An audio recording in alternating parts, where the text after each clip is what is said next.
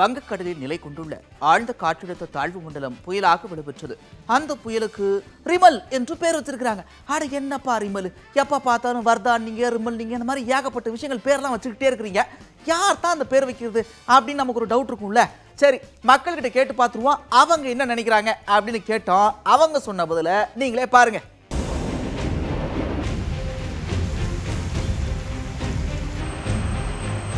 வருஷம் வருஷம் புயல் வரும்போது புதுசு புதுசாக தான் பேரை கண்டுபிடிக்கிறீங்க. என்னன்னு தெரியல. பேர் என்ன பேர், வாய்க்கோ நுழையாத பொருளாக வச்சா என்னத்த சொல்றது. கமலான்னு வச்சதுக்கு கமலான்னு வச்சிருக்காங்க. அது அடிக்கிற பொறுத்து, புயல் அடிக்கிறத பொறுத்து வச்சிருக்காங்க பேர். எந்த புயல்னே தெரியல, என்னென்னமோ புதுசு புதுசா பேர் வைக்கிறாங்க, ஒண்ணுமே புரியல. புயல் வங்க கடலேருந்து உருவாங்குறாங்க, கடலேருந்து உருவாங்குறாங்க, அது எங்கேருந்து உருவாங்க யாருக்கு தெரியும். புயலுக்கு பேரு நிஷா புயல்னு வச்சிருக்காங்க. பேர் பார்க்கும்போது நல்லதான், யார் வைக்கிறாங்கன்றது இப்போ வரைக்கும். அது சாண்டுன்னு சொல்லி படித்த மாதிரி ஞாபகம் சார். அரபிக் மொழியில் சாண்ட் புயல்னு நினைக்கிறேன். அந்த மாதிரி சாண்ட் பேஸ் பண்ணி தான் அந்த ரீனர்னு சொன்னாங்க.